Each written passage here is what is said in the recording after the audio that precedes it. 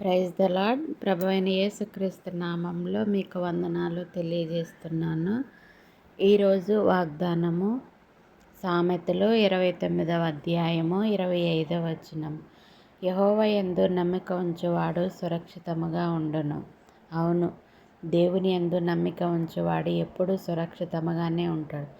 మనకి పుట్టినకాడ నుంచి ఈ రోజు వరకు ఎన్ని సమస్యలల్లో బాధలల్లో దేవుడు మనని కాపాడాడు. ఏ విధంగా నమ్మిక ఉంచామో అనేది మనకి తెలుసు. కాబట్టి దేవుని వాగ్దానము మన జీవితాలలో నెరవేరునుగాక. ఆమేన్. అందుకే భక్తుడు ఒక పాట అయితే రాస్తాడు.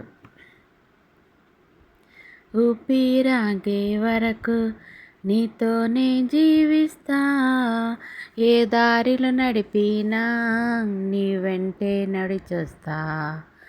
విశ్వానికి కర్త నీవే నా గమ్యము, నీ బాటలో నడుచుట నాకెంతో ఇష్టము.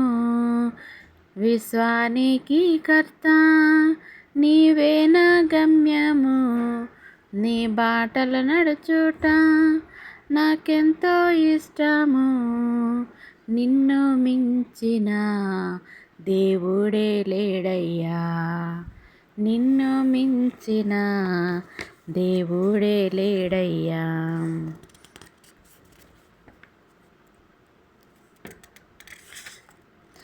రాజా నీ సన్నిధిలోనే ఉంటానయ్యా, మనసారా ఆరాధిస్తూ బ్రతికేస్తానయ్యా.